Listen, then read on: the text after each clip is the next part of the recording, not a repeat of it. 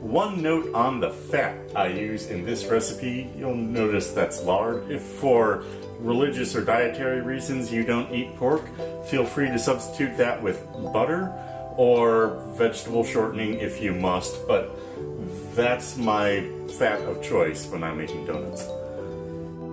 First, I'll add the salt to the flour. Now we need to melt the fat. I like to heat the milk at the same time. Be careful, if it's too hot, you could kill the yeast.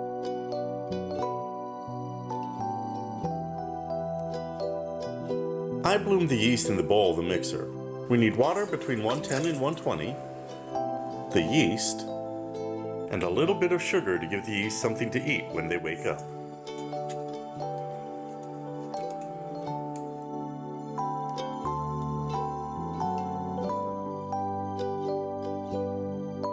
Oh no, it got too hot!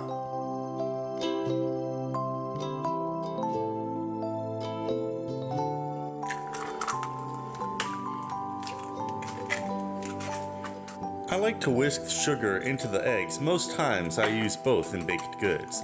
Because of the yolk's viscosity, I find it blends into the dough more quickly and evenly when I whisk it first. When the yeast has become foamy like this, you know it's bloomed and ready to go. We'll start by adding the eggs and let that incorporate for just a moment. The liquid has cooled slightly, so we'll add that.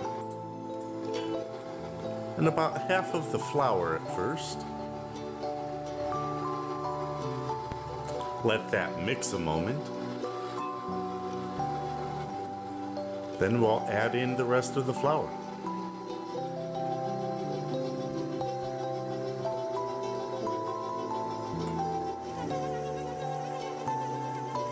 Right now the dough is still pretty sticky, but that's okay. I moved it into a bowl and then covered it with a towel and let it rise for about an hour.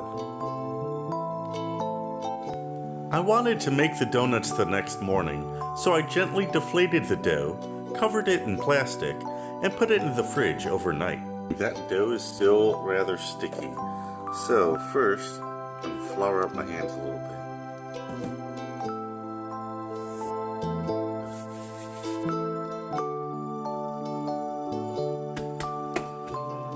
See, now it's easy to touch. So at this point you don't want to add too much flour to the dough, but you want enough that it's not sticking to surfaces, not sticking to the rolling pin. And if it is starting to stick to the counter, just move it aside, throw a little bit more flour down. It's easier to add a little bit of flour to the rolling pin than to add more to the dough itself sometimes. So then I have two cutters, a big one and a little one. If you don't have nice ring cutters, you can find things around that will substitute for those sizes you want to make donut shapes. So I found you can re-roll this dough once, but then after that the subsequent donuts become tougher and don't really rise quite as well.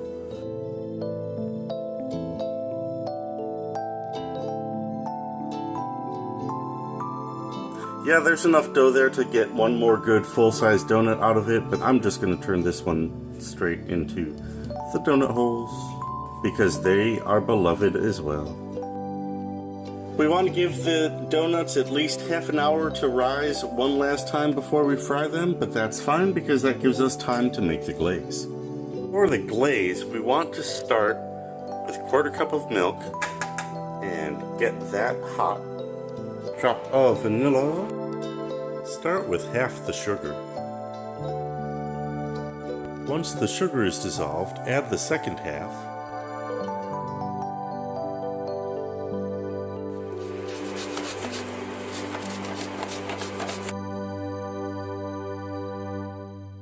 Add the orange zest to that. So now for the main event. You'll see that the donuts have risen quite a bit, so carefully.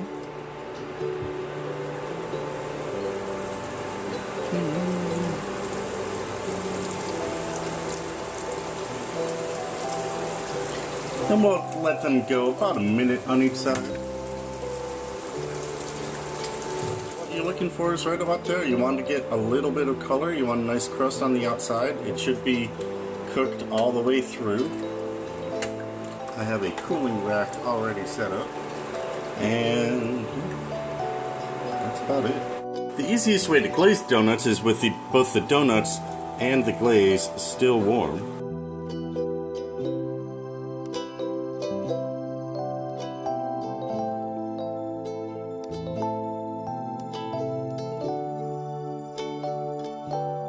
Okay, time to fry the little ones.